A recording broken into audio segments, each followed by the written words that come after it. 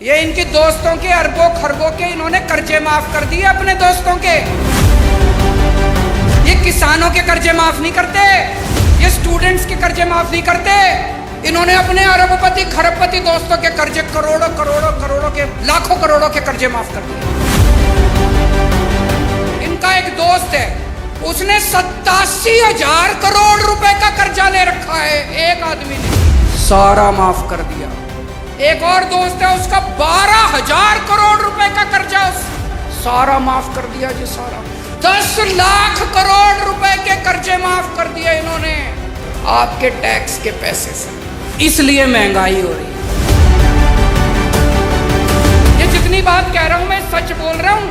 अगर मैं कुछ भी झूठ बोलूंगा ये केस कर देंगे कल मेरे ऊपर। पढ़ा लिखा आदमी हूं मैं, इनकम टैक्स का आदमी हूं, सब समझता हूं इनके चोरी चकारी सारी।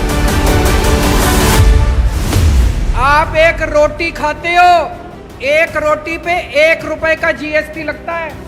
1 कप दही के ऊपर 1 रुपया जीएसटी लगता है। आपने ये जितने कपड़े पहन रखे हैं इस पे टैक्स लगता है।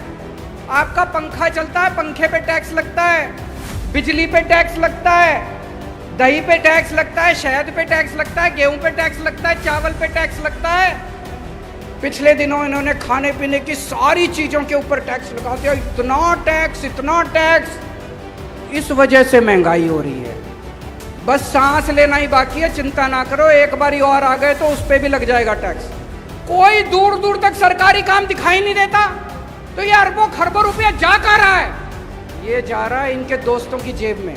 मैं आज लिस्ट लेके आया हूं। ये इनके दोस्तों के अरबों खरबों के इन्होंने कर्जे माफ कर दिए अपने दोस्तों के। इनके कई दोस्त हैं, उन्होंने बैंकों से कर्जे ले रखे हैं। किसी ने 5,000 करोड़, किसी ने 10,000 करोड़। और जब कर्जे वापस करने की बात आई, बैंक आया उनके पास, तो उनकी नीयत खराब हो गई। वो इनके पास गए, बोले जी हमारे कर्जे माफ करा दो। ये किसानों के कर्जे माफ नहीं करते, ये स्टूडेंट्स के कर्जे माफ नहीं करते। इन्होंने अपने अरबपति खरबपति दोस्तों के कर्जे करोड़ों करोड़ों करोड़ों के लाखों करोड़ों के कर्जे माफ कर दिए। ये जितनी बात कह रहा हूं मैं सच बोल रहा हूं। अगर मैं कुछ भी झूठ बोलूंगा ये केस कर देंगे कल मेरे ऊपर। पढ़ा लिखा आदमी हूं मैं, इनकम टैक्स का आदमी हूं, सब समझता हूं इनके चोरी चकारी सारी। अभी इन्होंने दिल्ली में हमारी सरकार गिराने की कोशिश करी, सोचो इनकी हिम्मत। इन्होंने प्लानिंग बनाई, केजरीवाल के 40 एमएलए तोड़ेंगे।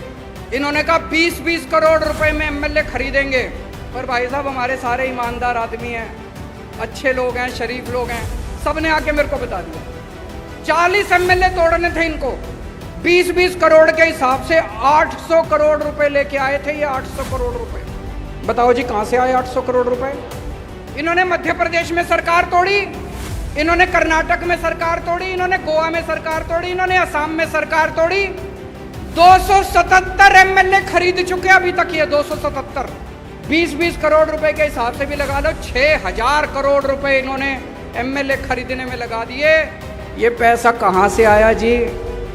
ये आपके टैक्स का पैसा है, ये जीएसटी का पैसा है, ये दूध दही के ऊपर टैक्स का पैसा है। इसलिए महंगाई हो रही है भाई साहब, इसलिए समझ के जाना।